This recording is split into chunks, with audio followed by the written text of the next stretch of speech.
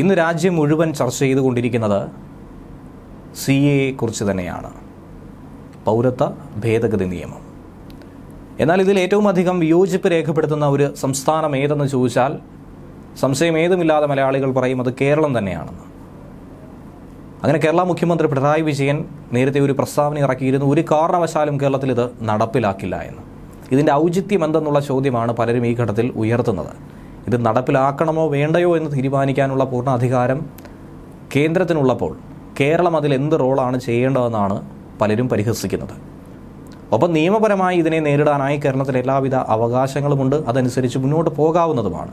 ഈ ഘട്ടത്തിലാണ് മുഖ്യമന്ത്രി പിണറായി വിജയന് ഉരുളയ്ക്കുപ്പേരി പോലെ മറുപടിയുമായി BJP സംസ്ഥാന അധ്യക്ഷൻ കെ സുരേന്ദ്രൻ രംഗത്ത് വന്നിരിക്കുന്നത്. ആട്ടിയോടിക്കപ്പെട്ടവർക്ക് പൗരത്വം കൊടുക്കില്ലെന്ന് പറയാൻ കേരളം പിണറായി വിജയന് സ്ത്രീധനമായി കിട്ടിയതല്ലെന്നാണ് അദ്ദേഹം വിമർശിച്ചിരിക്കുന്നത്. കേരളത്തിൽ CAA നടപ്പിലാക്കില്ലെന്ന് മുഖ്യമന്ത്രി പിണറായി വിജയൻ ആവർത്തിച്ചു പറഞ്ഞതിന് പിന്നാലെയാണ് സുരേന്ദ്രൻ ഇങ്ങനെ പ്രതികരിച്ചത്. പൗരത്വ ഭേദഗതി നിയമത്തിന്റെ മറവിൽ ജനങ്ങളെ ഭിന്നിപ്പിക്കുകയാണ് LDFും UDFും ചെയ്യുന്നത്. കേരളത്തിലെ മുസ്ലിം സമുദായത്തെ കബളിപ്പിക്കാനാണ് ഇരു മുന്നണികളും ഇതിലൂടെ ശ്രമിക്കുന്നതെന്നും സുരേന്ദ്രൻ ആരോപിച്ചു. കൊച്ചിയിൽ മാധ്യമപ്രവർത്തകരോട് സംസാരിക്കുന്ന വേളയിലാണ് അദ്ദേഹം ഇതിനെക്കുറിച്ച് വിശദീകരിച്ചതും ഒപ്പം പരിഹസിച്ചിരിക്കുന്നതും. പൗരത്വ ഭേദഗതി നിയമം ഇന്ത്യയിലെ പൗരന്മാർക്ക് വേണ്ടിയിട്ടല്ല. പാകിസ്ഥാൻ, ബംഗ്ലാദേശ്, അഫ്ഗാനിസ്ഥാൻ എന്നീ രാജ്യങ്ങളിൽ മതത്തിൻ്റെ പേരിൽ പീഡിപ്പിക്കപ്പെടുന്ന ന്യൂനപക്ഷ വിഭാഗങ്ങൾക്ക് വേണ്ടിയിട്ടാണ് ആ നിയമം നിർമ്മിച്ചത്. അത് നമ്മുടെ രാജ്യത്തിൻ്റെ ബാധ്യതയാണ്. അങ്ങനെ കുടിയേറി പാർക്കുന്ന നിരവധി ആളുകൾ ഇന്ത്യയിൽ ഇപ്പോഴുമുണ്ട്.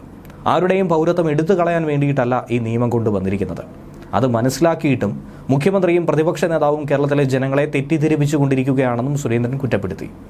പൗരത്വം കൊടുക്കില്ലെന്ന് പറയാൻ പിണറായി വിജയനെ ആരെങ്കിലും പൗരത്വത്തിന് വേണ്ടി സമീപിച്ചിട്ടുണ്ടോ എന്നുള്ള ചോദ്യം ഇതോടൊപ്പം തന്നെ സുരേന്ദ്രൻ ഉന്നയിച്ചു. പൗരത്വത്തിൻ്റെ കാര്യമെല്ലാം തന്നെ ജില്ലാ കളക്ടർമാർ ചെയ്തുകൊള്ളും. അത് ആലോചിച്ച് മുഖ്യമന്ത്രി ഒട്ടും തന്നെ വിഷമിക്കേണ്ട കാര്യമില്ല. പൊന്നുരുക്കുന്നിടത്ത് പൂച്ചയ്ക്ക് എന്താണ് കാര്യമെന്നാണ് സുരേന്ദ്രൻ ചോദിക്കുന്നത്.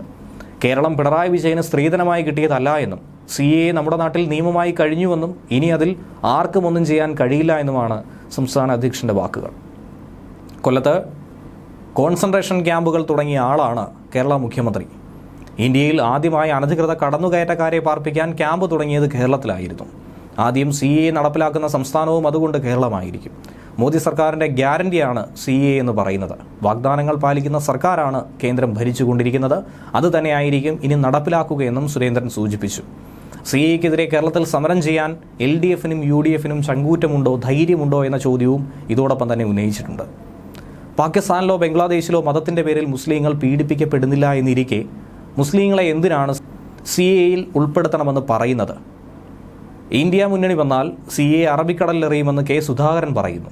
എന്നാൽ രാഹുൽ ഗാന്ധിയോ മറ്റ് PCC അധ്യക്ഷന്മാരോ എന്തുകൊണ്ട് ഇങ്ങനെ പറയുന്നില്ല എന്നും സുരേന്ദ്രൻ തന്നെ ചോദിച്ചു.